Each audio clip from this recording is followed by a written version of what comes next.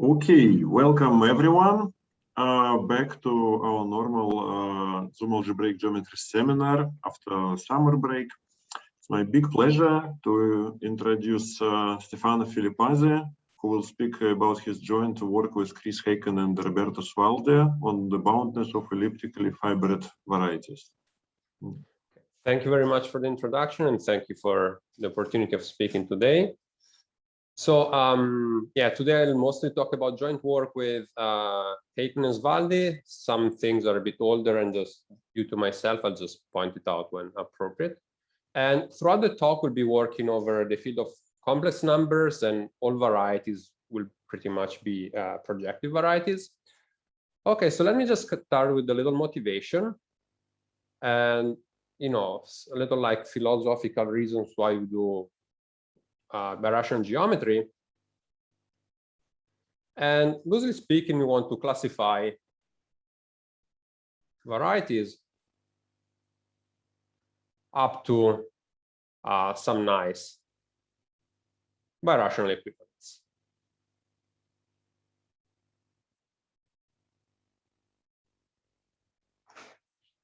And with this motivation in mind, there are a couple of basic questions that drive us.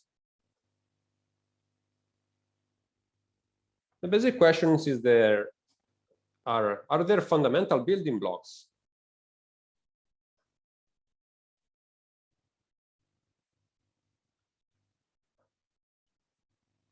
So some varieties that are more relevant than others. And the second question is that, is there some algorithm to this classification and possibly the composition into fundamental building blocks?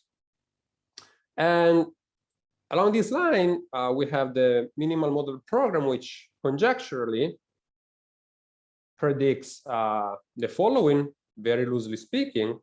So if we start with a variety, and even if you care about smooth varieties, you'll end up with a possibly singular variety, but in general, we're happy with mildly singular varieties as well. And then there is an algorithm running a minimal model program, which gives us a birational contraction. And we end up with some model X prime that is birational to the original one, it's mildly singular, and it's endowed with a morphism F. And this morphism F may have different natures, and depending on the nature of the morphism F, we'll have relevant information about our variety Y. So our morphism F, well, at first, it may be birational,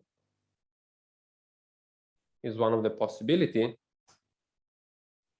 And in this case, we have that ky is ample, and then we have that k of x prime is nothing but the pullback of ky. And this case corresponds to the case of Kodaira dimension of x matching the dimension of x. And this is pretty much settled in the case of interest. So like for smooth varieties or mildly singular varieties, we know that this is always happens. On the other hand, f may also be a fibration, meaning that the dimension of y is strictly smaller than the dimension of x. And one first possibility is that k of x prime is equal to the pullback of some divisor h, and this divisor h is ample on y. And this second configuration corresponds to the case when the Kodaira dimension of our variety x is non-negative, but is not maximum. And so in some cases, this part of the picture is still unknown. But for instance, in dimension of 3, we know that this is always the case, is always realized. And lastly, we may still have a fibration, but of a different nature. So f may still be a fibration. But now in this case, we may have that minus k of x prime is f ample. So what we get is a so-called Mori fiber space. And this corresponds to when the Kodaira dimension of x is negative.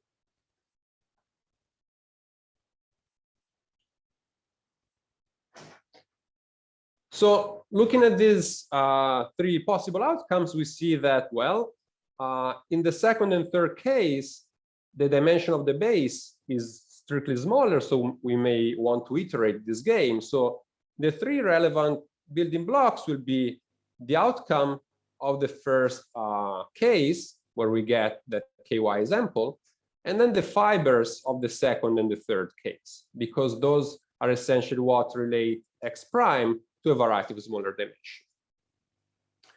And so this trichotomy helps us identify the building blocks of our birational classification. And they're the following.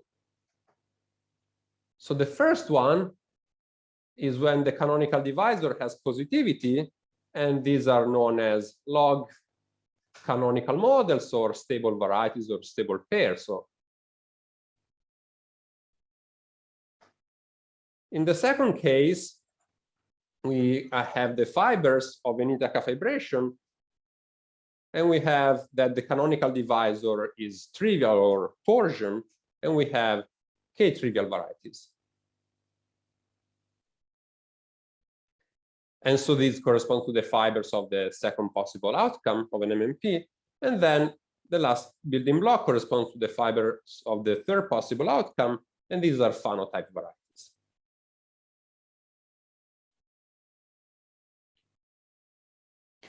And for today's talk, I'd like to focus mostly, essentially, on k-trivial varieties, and also on the second possible outcome of an MMP, where we have a fibration, and our fibration will be an elliptic fibration in particular. Okay, so once we have determined that we have some relevant building blocks to our birational classification, a natural question is, can we parameterize the building blocks?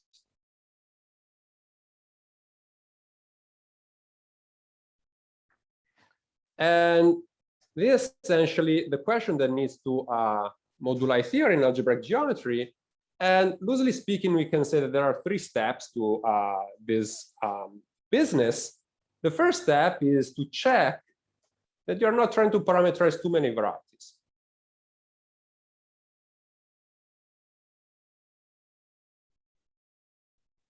So essentially, we want that our parameter space is something of finite type. And this goes under the name of boundedness, which I'll expand upon in a second. Then the second and third step, which I'm not going to talk about today, well, the second step would be to choose a moduli functor, which in general corresponds to appropriately choosing what the generations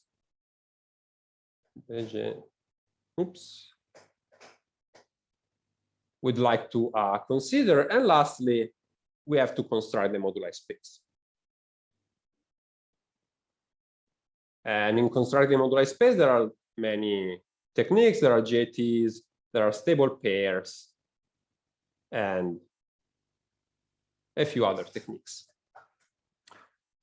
And for today, I would like to focus on boundedness and relate this boundedness to k-trivial varieties, and also to how we put together k-trivial varieties in the setup of a fibration, and we'll investigate the case of elliptic fibrations specifically. So before moving forward, it's best that I give the definition of boundedness. So definition, we say that a collection of varieties, let's say xi, is called bounded. Well, let me write it here.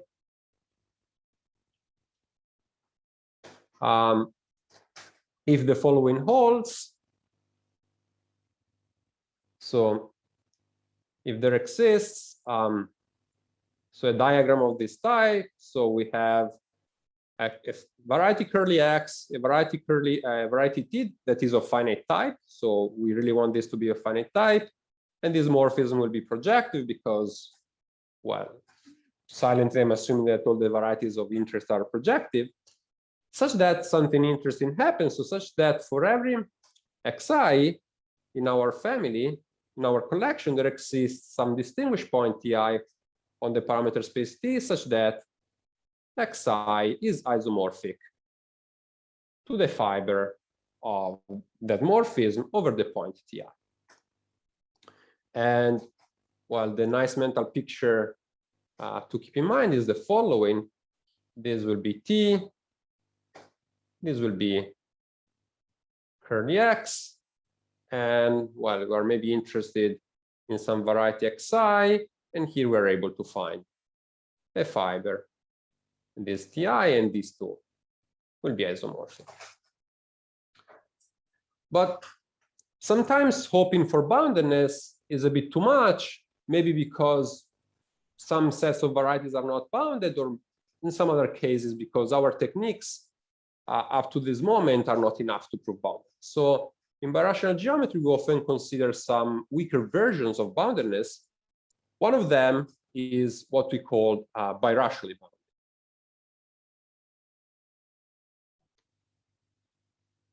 And if we talk about birational boundedness, the definition stays the same, but instead of asking for an isomorphism between each one of our varieties and some suitable fiber of this family, we're just going to ask for a birational morphism, for a birational map. So just to give an example, we have the Hirzebruch surfaces Fn are birationally bounded because they're all isomorphic 2p2, so we can have a trivial family over spec C, but then they're not bounded because, well, one can look at the negative curves with self-intersection -7. And so essentially this is the weakest notion of boundedness we may look at, but sometimes we're lucky and we can look at the notion of boundedness that somewhat sits in between these two, which is boundedness in codimension 1. Or some people call it up to flops. And once again, the identification between Xi and Ti is more or less the same, but here we just ask that it is a birational, but it is an isomorphism in codimension 1. So in particular, Xi and the fiber over Ti are not isomorphic, but for instance, there is a one-to-one correspondence between their divisors. So the rational map between the two does not contract any divisor in either direction. And this notion becomes meaningful in dimension at least 3 because, well, there is no room for boundedness in codimension 1 that is not honest boundedness in dimension 1 or 2.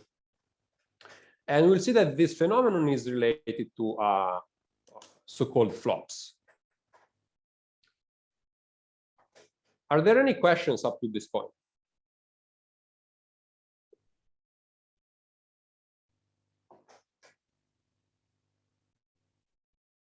Okay, so let me just comment briefly that there are analogous versions of this business for pairs, and the definition is pretty much the same, but it just becomes a bit more technical.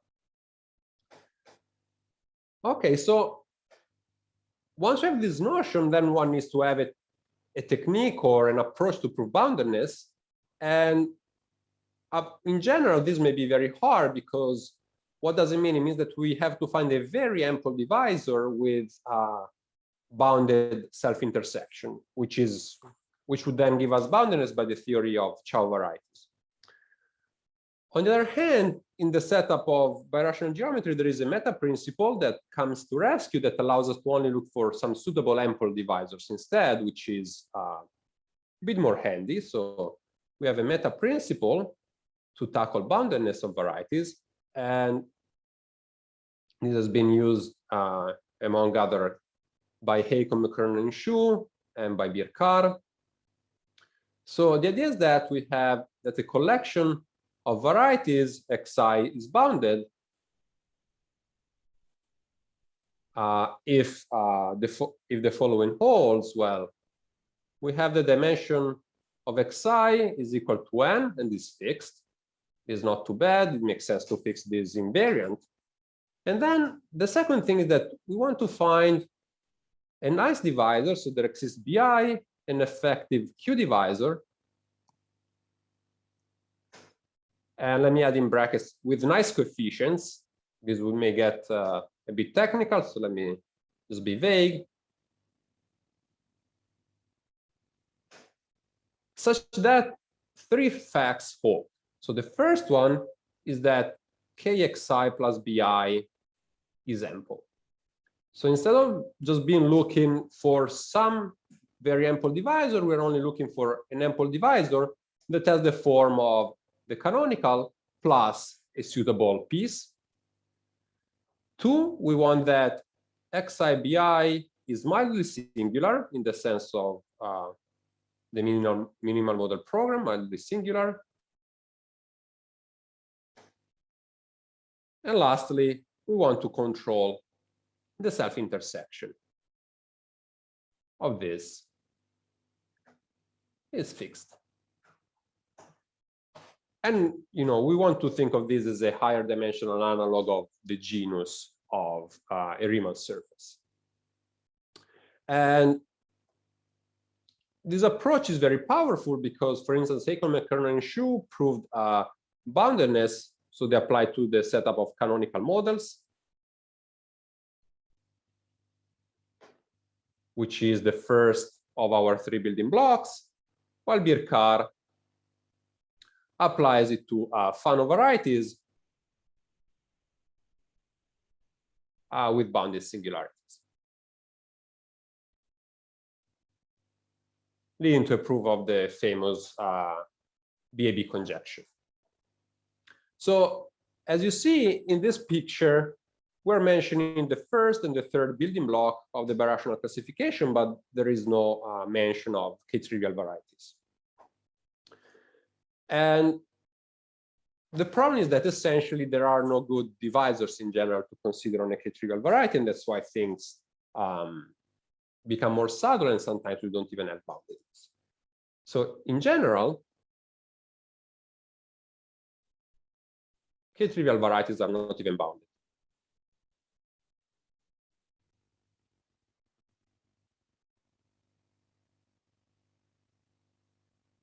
And the standard examples are K3 surfaces or abelian varieties in dimension at least 2, or hyperkähler varieties, of which we can think of K3 surfaces being the special case of dimension 2.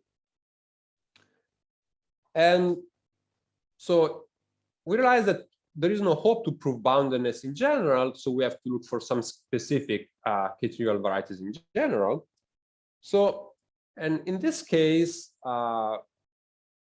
we have three building blocks, once again, a trichotomy, that allow us to build all possible K-trivial varieties up to a cover. So we have that up to an étal cover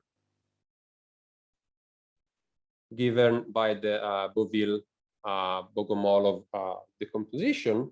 We have that K-trivial varieties decompose as a product of an abelian factor, an hyperkähler factor, and a Calabi-Yau factor. And here I should tell you what I mean by Calabi-Yau. It will be simply connected,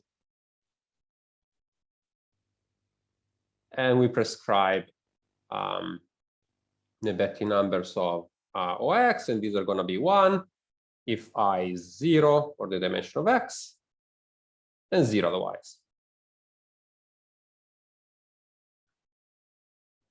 And just to be clear, if you're thinking about surfaces, we want K3 surfaces to be thought as belonging to the hyperkähler factor and not the Calabi-Yau factor. And K3 surfaces are the only example, are the only intersection between these two classes, and they're somewhat exotic in that regard. So we just want to regard them as hyperkähler for what the following is concerned. So the idea is that while there is no hope to prove boundedness for abelian varieties or hyperkähler manifolds, there is some hope that some suitable boundedness statements hold for Calabi-Yau varieties. And that's going to be the main theme of this talk. So, and we can say a first weak evidence towards this fact is the following theorem due to Mark Gross, which motivated most of the work I'm going to talk about today. And the theorem goes as follows. So we consider the following set of varieties. So the variety is X, such that the dimension of X is 3. So we're looking at threefolds. X is Calabi-Yau, and X admits an elliptic fibration, and Y is a rational surface. Then this set of varieties is birationally bound.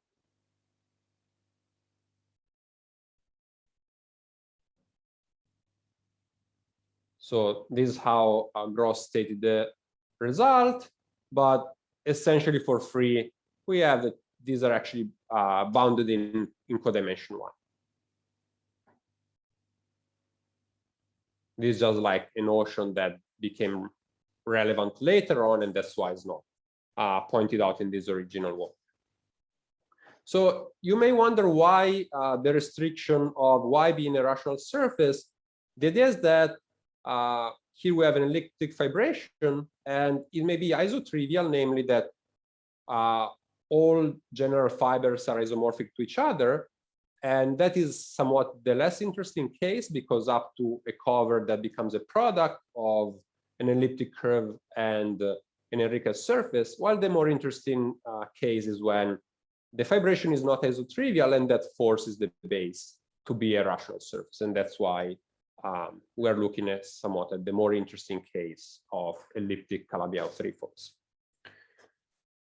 So looking at this statement, one may hope for some suitable generalizations. So hope for generalization.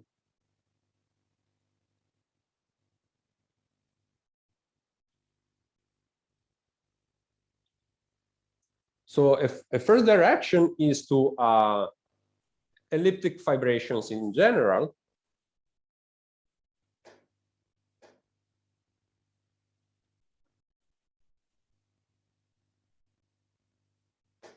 So if we have a variety admitting an elliptic fibration, is there a criterion that allows us to understand whether this variety should belong to a class of varieties that is birationally bounded? And the second direction is to get honest boundedness. So to get rid of this up to codimension 1 in the statement of due to Mark Gross. And so in the following, I'm going to address both of these ideas. And I'll start from how to possibly extend techniques to prove boundedness to elliptic varieties in general, and to talk a bit more about the elliptic varieties that may be natural to consider. Okay, so let's start with that, number 1. And to do that, I should recall a standard construction originally due to Kodaira. So consider an elliptic fibration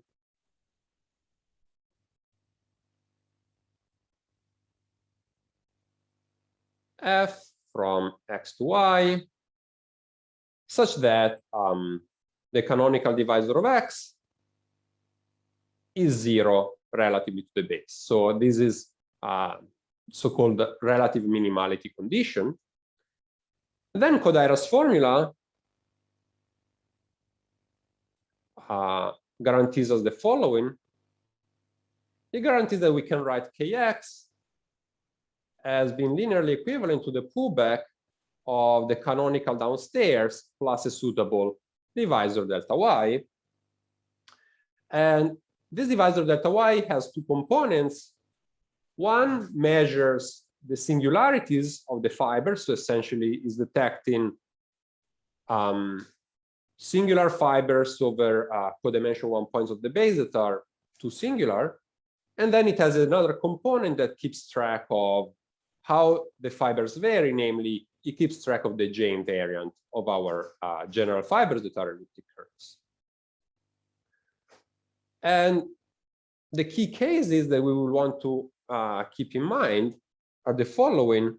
So one is when X is an elliptic Calabi-Yau, namely a Calabi-Yau variety that admits an elliptic fibration. And in this case, we have that Y delta Y is a so-called log Calabi-Yau pair,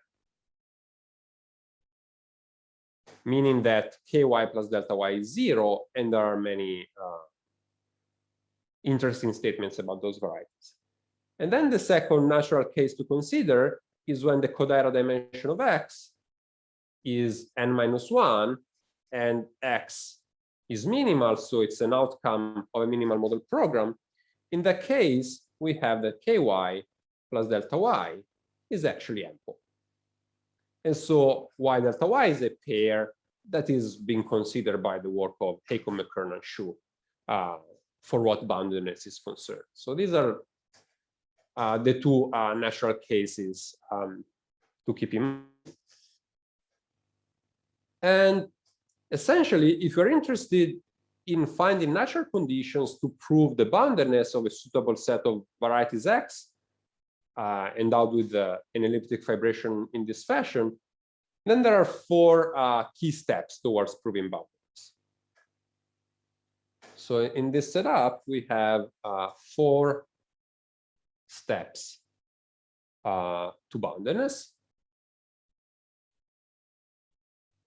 Well, this is a bit of a lie because it will be biracial bondedness in the end, but for that there is this second part of the talk. So the first part, well, we have a variety admitting a fibration. We want to start from the base. So the first step is to analyze the boundedness of the pairs Y delta Y that come up from Kodaira's canonical bounded form. And referring to the key cases above, we have that if X is a Calabi-Yau, then we have that in many cases, Y is rationally connected. So unless the fibration is a little trivial. And Birkar, Di Cerbo, and Svaldi prove birational boundedness of these pairs.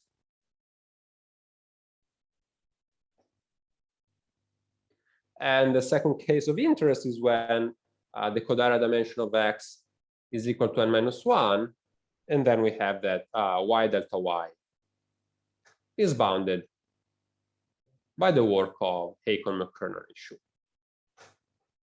So the idea is we start from the base, we hope it's bounded, and there are many works in the literature that tell us that in interesting cases that's the case. And now we're trying to go up, climb the elliptic fibration to get back to the total space. But before moving forward, let me just put a little warning here that in these cases, we bound delta Y too. So this is a boundedness of the base in the sense of pairs. And this is very important because essentially bounding delta Y tells us where the very singular fibers of the fibration live. And that's part of the reconstruction that comes in the later steps of this algorithm. So the second step is to possibly simplify the problem, and namely, what one can do is to rigidify the problem with a section. So in general, an elliptic fibration does not have a section, and this is a highly non-trivial geometric assumption. But if we have it, then we have some nice geometry in place that allows us to come to some nice boundedness statements. And the picture is the following. So we have our elliptic fibration F with base Y, and we are assuming that we have a rational section. So So in general, it's not the case, but this is our extra assumption here. Is sigma is the rational section. And let me denote by capital sigma the image of the rational section. And what's the leading idea here? The idea is that, well,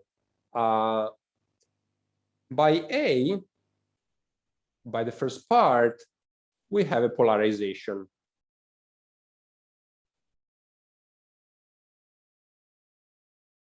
on Y. And the idea now is that the rational section, sigma, will give us a relative polarization. So it will not in general be relatively ample, but it will be relatively big for sure. And so we can try to hook up an ample divisor on the total space, putting together the ample divisor coming from the base and adding a copy of the rational section. And the theorem that one gets in this setup is the following. So the idea is originally due to the Cherboins-Valdi, and it has been refined in words due to Cherboins-Valdi, and essentially says the following. So if we have A, so let me be a bit loose. So if we have the boundedness of the bases and X is terminal,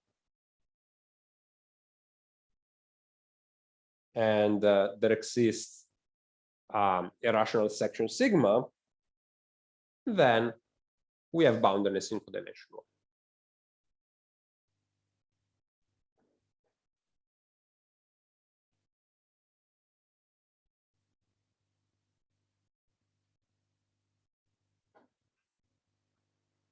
And the sketch of this fact is pretty clean.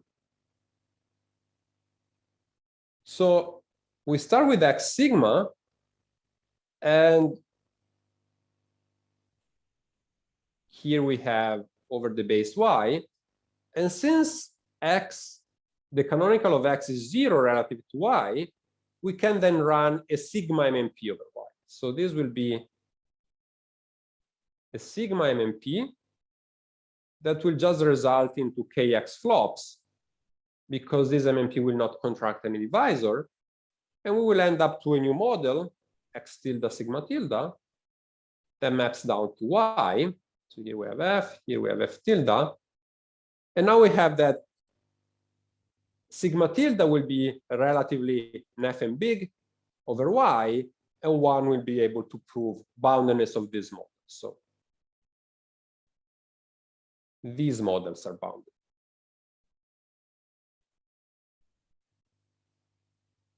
And I think that this sketch is very important because it illustrates how boundedness in codimension 1 naturally kicks in when we consider varieties that are not of general type, because essentially we're interested into X, but to get some positivity of relevant divisors, we run an MMP. This is a sequence of flops for KX, so the total space remains isomorphic in codimension 1, and then we can get our hands dirty on X tilde, but not on X. Okay, so far we have a decent approach towards boundedness, but we have this very big assumption that we have a section. So the third step of the algorithm will be replace the section. So weaken that assumption with a multi-section of bounded degree. And before giving a vague idea of how that's possible,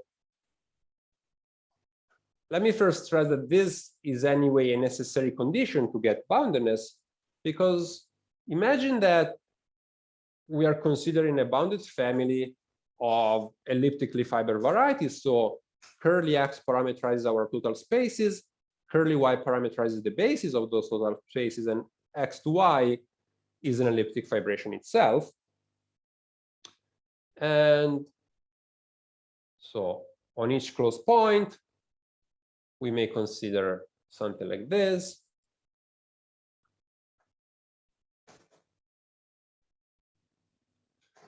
And so up to a stratification, so throwing away some closed subsets of T, if we consider a multi-section on the generic fiber, this will spread out to a multi-section on each closed fiber.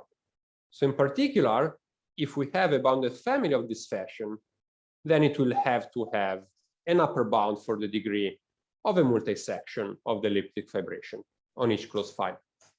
And that's why this is a natural geometric condition to consider, not as strong as the requirement of an honest section, as in the previous part. And the theorem that one can prove, this is the part that is only due to myself and not joint with Heikon and Svaldi, is that essentially the same story goes through. So if we have A, and we have that axis terminal, and x to y has a k to 1 section for k fixed, then we have boundedness in dimension 1.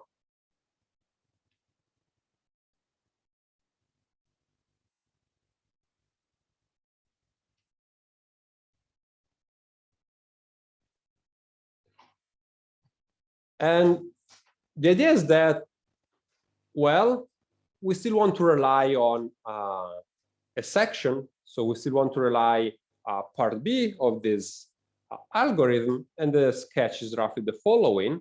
So we have our elliptic fibration x to y, and it does not have a section. And we know that if we have a section, we win. So, well, we consider the closest possible elliptic fibration that has a section, which is the Jacobian fibration. So here we have that the generic fiber of Jx over y, this is the peak knot of the generic fiber of x. So in particular, this new fibration J will have a rational section.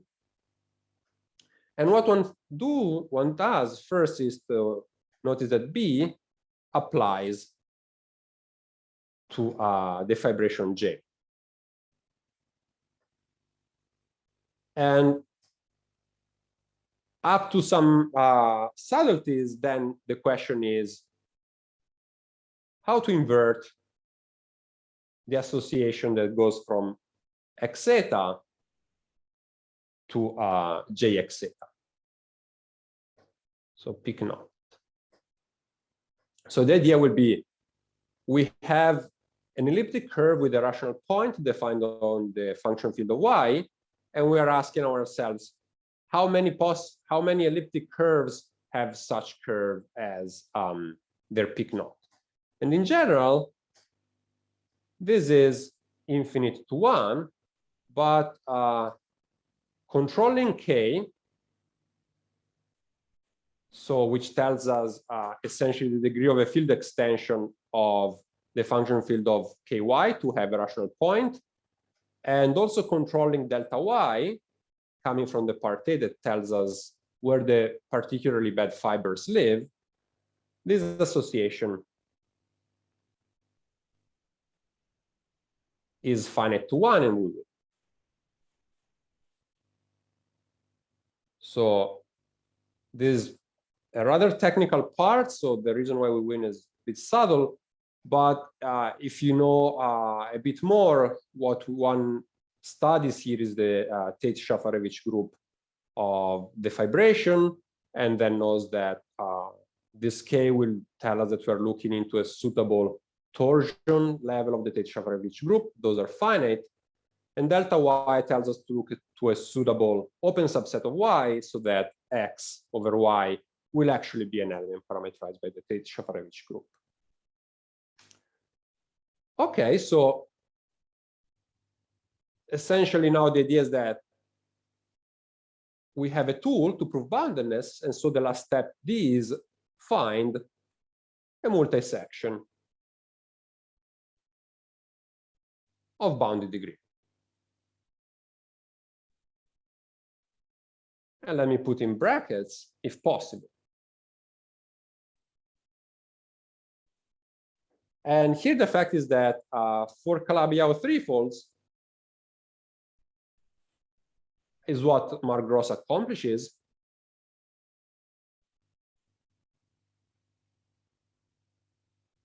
And the hope to study higher dimensional elliptic Calabi-Yau n-folds, essentially the missing piece is this part B. One will want to find an upper bound on the minimal degree of a multi-section of the elliptic fibration. This is like the key missing piece to get birational boundedness of higher dimensional elliptic Calabi-Yau varieties, while the if possible is a comment for the case of Ithaca fibrations. If, oops, that's bad. If X to Y is an Ithaca fibration,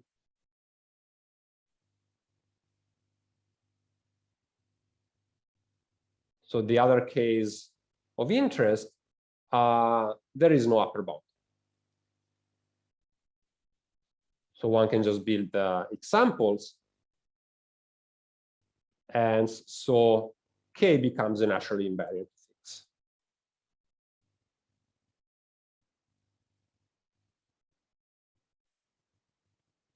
If one wants to construct a moduli space or to address this sort of question.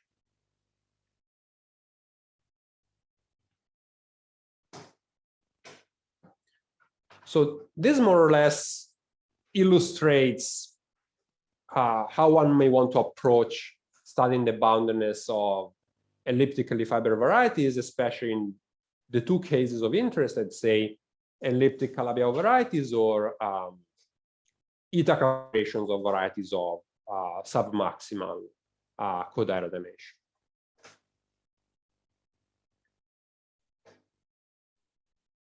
So if there are no questions, I'd move to the other part of the talk, which is how one could possibly get rid of the in codimension one part of these boundedness statements. Because we've seen in the previous sketch that one ends up running a minimal model program, one ends up doing some flops, and one wants to deal with those and understand how to get rid of that sort of indeterminacy.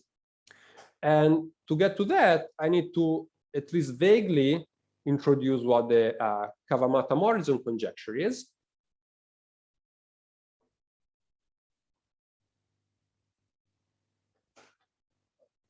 Conjecture.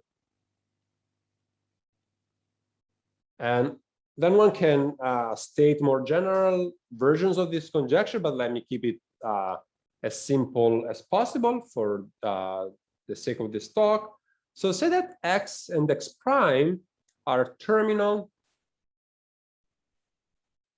Calabi-Yau, and then they're birational to each other.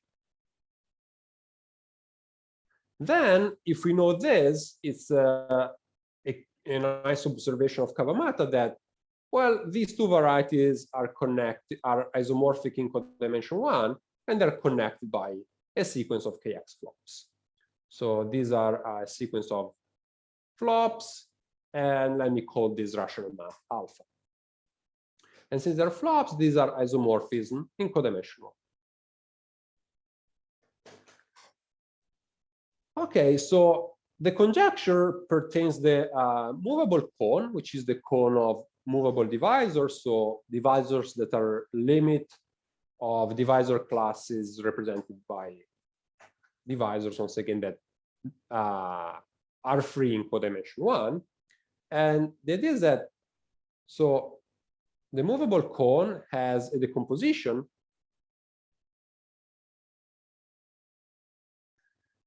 into chambers determined by these modes, by the marked models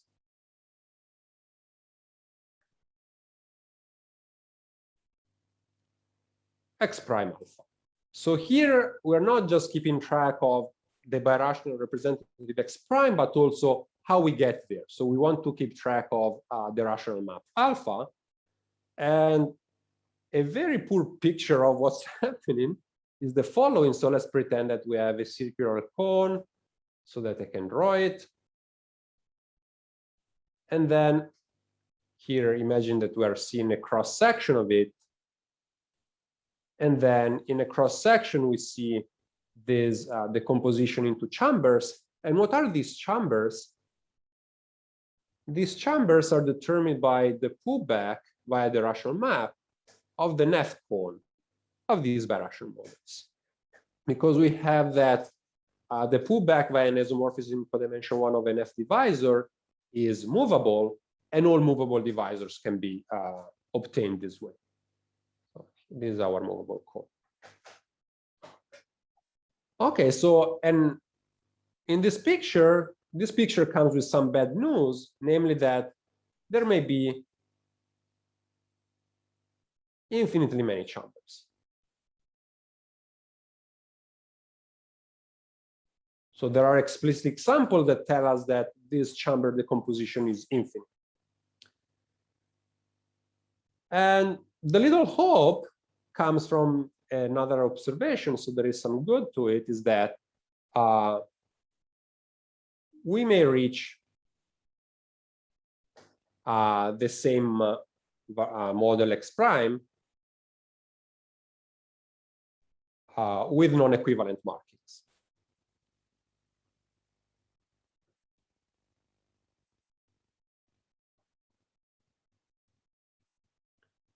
So said otherwise, it may be that two distinct chambers correspond to the same isomorphism class. We just have a completely different sequence of flops that gives rise to the different chambers.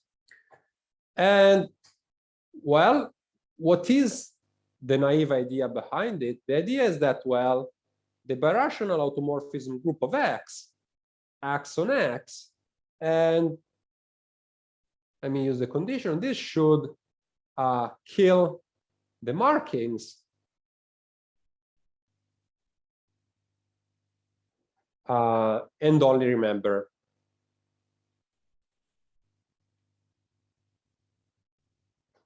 the isomorphism classes. So what do I mean by this? We have this chamber decomposition, and if we let the birational automorphism group of X act, then this will induce a permutation of these chambers. And if one chamber is swapped with another one, that would tell us that, well, the isomorphism class of the underlying variety will be the same. Not the marking, but at least the variety, which is what we're really caring about, will be the same. And this is what motivates the Kavamatam-Morrison conjecture. This, very loosely speaking, says that there exists finitely many chambers of the above decomposition up to the action of the birational automorphism group, up to the action of Brex.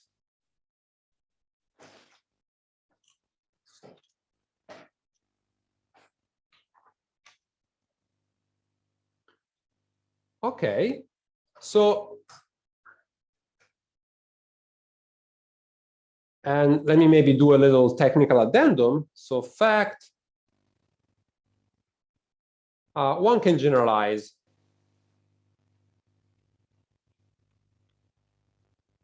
this picture to the relative case. And what do I mean by the relative case? Well, we may want to consider X over Y. And in this case, Kx may not be 0, but we have the Kx is 0 relatively to Y. And we'll look at a distinct relative minimal model, X prime. And here, these are again flops. And then we may investigate the action of the relative birational automorphism group, so automorphisms that preserve the fibration, and this will act onto the relative movable cone. And we expect there is a similar decomposition, and the corresponding finiteness statement is expected, namely that there are only finitely many relatively minimal models if we forget the marking. Okay, so you may wonder, how is this related to what we were talking about up to 5 minutes ago? And well, the connection would be clear in a second. The idea is that we want to prove some version of this conjecture and then apply them to obtain boundaries. So the first theorem in the joint work is the following. It says that the conjecture, the relative case of the conjecture of the Kavamatam horizon conjecture holds for elliptic fibrations.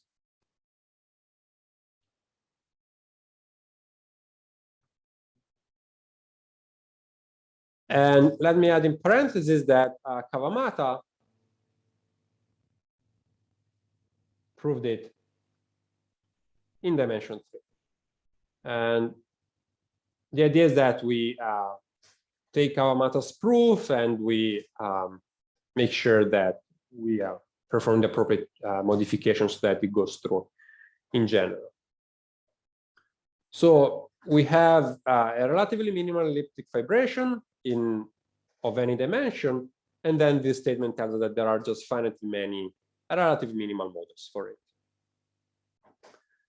And the idea is that we apply this statement to obtain boundedness. So let me first give the two corollaries and then explain how the things are connected.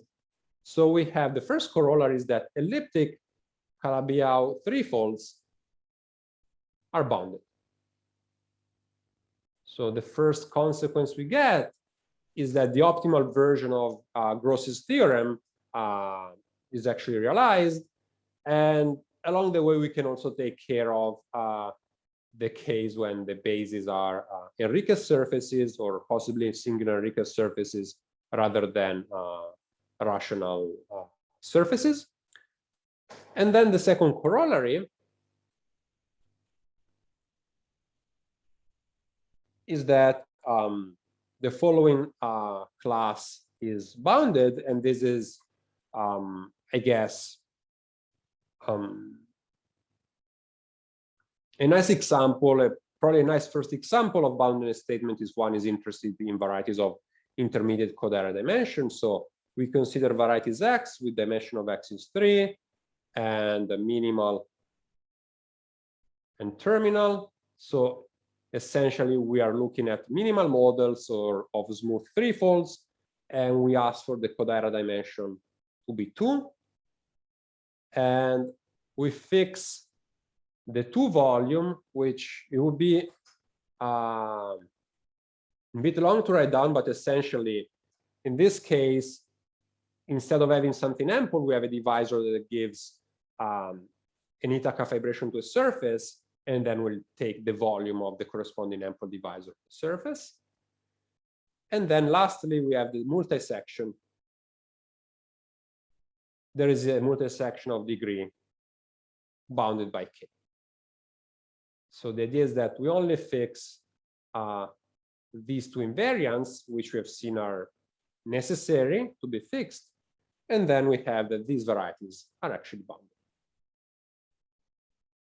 So they form a bounded family.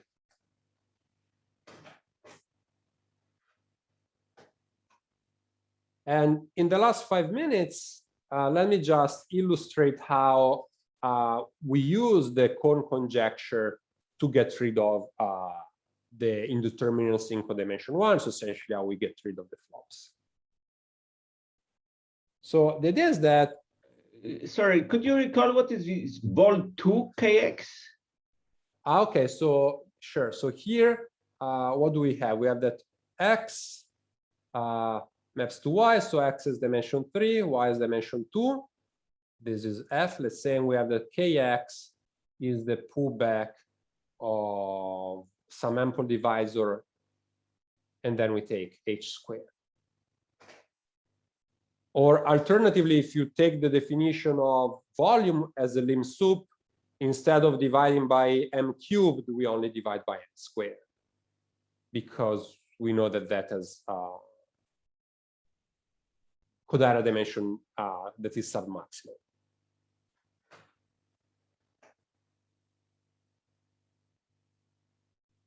Okay, thanks. So we want this to be V. Okay, so the idea is the following. So this is that we start with boundedness modulo flops. So with boundedness in codimension 1. And so the picture is the following. So we have our total space X that maps down to the total space of the bases. And here we have our parameter space. And then we have that for every XY of interest, so in either corollary, there exists T in the base such that we have the following picture. We have that XT is isomorphic in codimension 1 to X, and X maps to Y, XT maps to YT, and these two are in general just birational. Because if we flop, if we take a different model of a variety, what may happen is that, well, we factor through a different birational model of the base. So the first thing we do, because we want to apply the relative cone conjecture, we address this part of the picture. So we make it an iso. So we make sure that we can improve this family here so that instead of having this weaker version of the picture where the total spaces are isomorphic in codimension 1, they map to their bases and the bases are birational, we want to make sure that all possible bases actually appear here. And that is a refinement of the original work of Mark Gross, who took some nicer models of the bases, while for the case of Ithaca fibrations of variety of codaric dimension 2, that comes for free from HMX. So then the picture improves a little, and we have this. So we have XT over YT, and here we have X, and this is our sequence of KX flops. And now we are in the setup to apply the relative version of the cone conjecture. So here, these two models are connected by a sequence of flops. And first, what one does is one, extend these flops to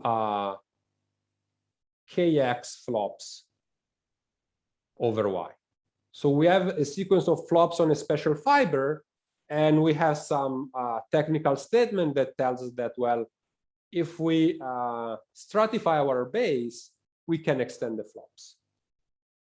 But what does extending the flops tell us? It tells us that now we have X over Y.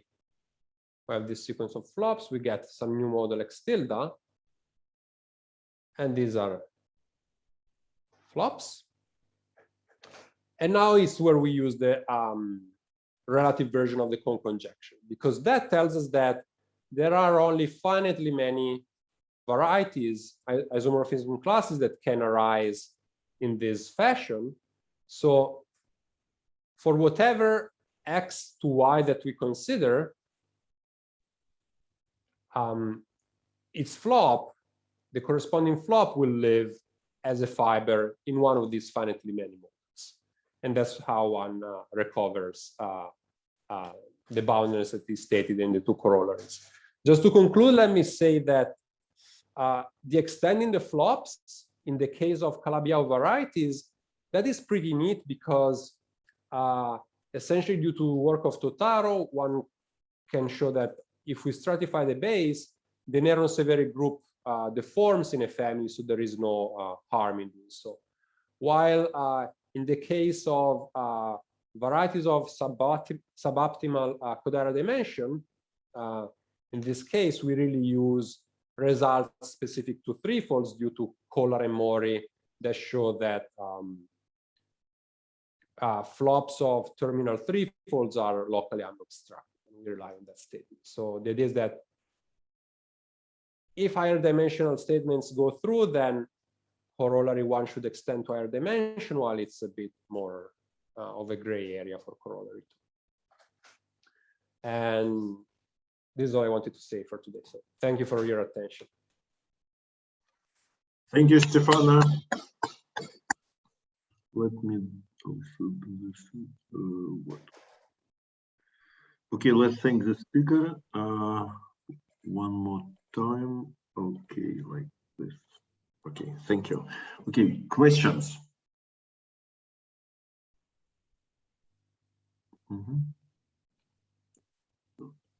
I have general questions, Stefano. Like, if you want to generalize these results further, can you do something like for, say, K3 fibrations, varieties fibered in K3? Say fourfold. Yeah, like with value, we thought a little bit about that, and I would say that things become way more tricky because, well, a section, if you have a fibration in curves, is a divisor, so we kind of rely on that in a crucial way. There is some hope that for some varieties that have some well understood moduli theory, like K3 surfaces or abelian surfaces, let's say, there is some hope that if one sets up the right conditions, assuming a section that would give a morphism to the corresponding moduli space. So I guess that would be the way to go. So I guess that the section will still play a role, but in a different way. But then I guess that already seems tricky, but then without the section, I guess that I will really have no clue about it. Mm-hmm. Francesca has a question. Francesca, please ask. Yes.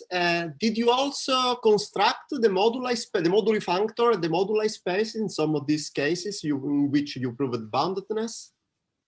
No. In this work, we have been only concerned with proving the boundedness. Okay, thanks. Any other question to Stefano? Let me check the chat. No. No. Okay, if there are no more questions, let's thank Stefano again for a beautiful talk. Thank you for your Thank invitation.